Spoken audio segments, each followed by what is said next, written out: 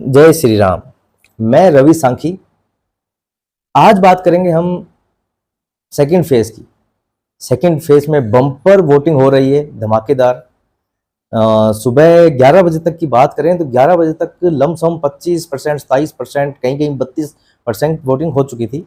और शाम होते होते ये आंकड़ा 60, 62, 65, 70 प्लस, मतलब पिछली बार फर्स्ट फेज के जो वोटिंग कम हुई थी उसका असर सेकंड फेज में देखने को मिला, मतलब प्रभावी तरीके से।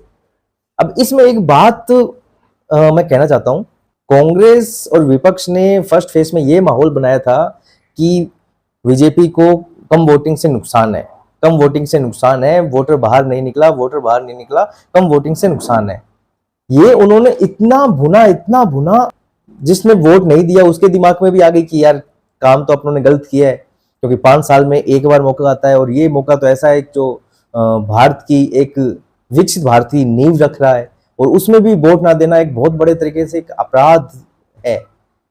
तो उनके दिमाग में आई ये चीज, तो वो चाहते थे कि हमने चलो वोट तो नहीं दे पाए पर आप कोशिश करेंगे सेकंड चरण में और लोगों को जगा पाए कि प्लीज वोट दीजिए आप, कि हम वोट तो नहीं दे पाए पर कोशिश करेंगे सेकंड चरण में लोगों को जगा पाए कि वोट दीजिए, वोट दीजिए, देश हित में वोट दीजिए।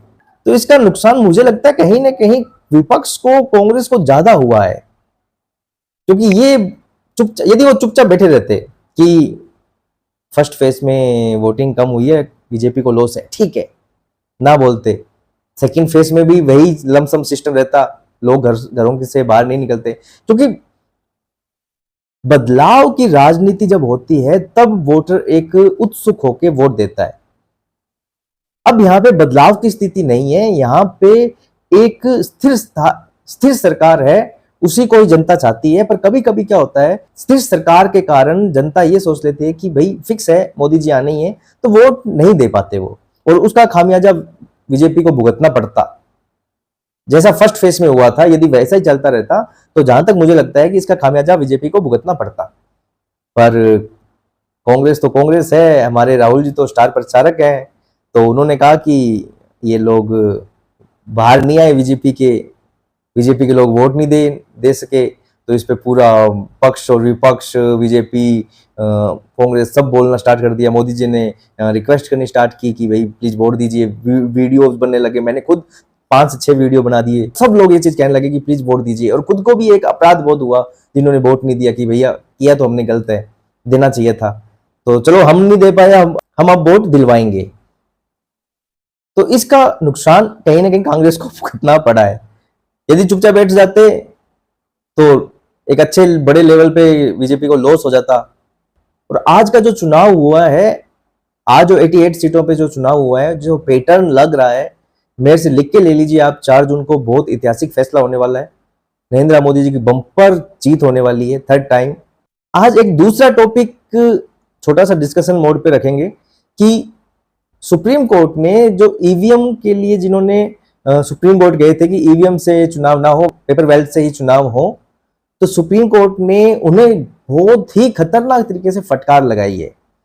सुप्रीम कोर्ट ने वैसे तो बहुत कुछ कहा है, पर सिंपल शब्दों में समझाऊं तो ये कहा है कि अभी जो चुनाव हो रहे हैं वो प्रक्रिया सही है, उसके कारण तेजी भी है और रिजल्ट भी जल्दी आता है, और व्यवस्थाएं भी बहुत सही है, हिंसा भी कम हो रही है ईवीएम मशीन के कारण।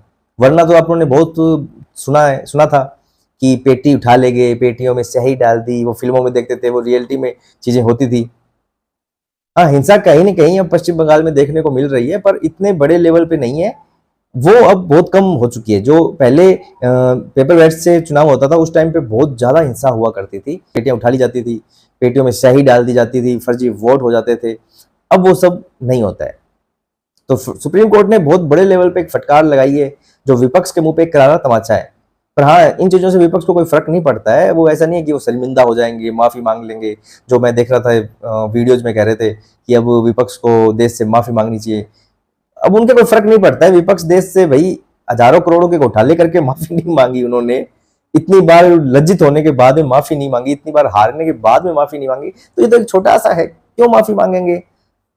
शर्मिंदा होने की आदत पड़ चुकी है, बेइज्जती सहन करने में वो पक चुके हैं, परिपक्व हो चुके हैं, वो कैसे सहन करनी है उन्हें पता है। तो आज का वीडियो बस इन्हीं दो छोटे छोटे मुद्दों पे था कि एक तो वोटिंग बहुत अच्छी हुई है, बम्पर हुई है। दूसरा, सुप्रीम कोर्ट ने कैसे फटकार लगा दी है इन्हें कि भाई चुनाव जो हो रहे हैं वो सही प्रक्रिया के तहत हो रहे हैं, ईवीएम में कोई गड़बड़ी नहीं है, मतलब काफी कुछ कहा है। तो कल मिलेंगे एक नए टॉपिक के साथ, तब तक के लिए अलविदा।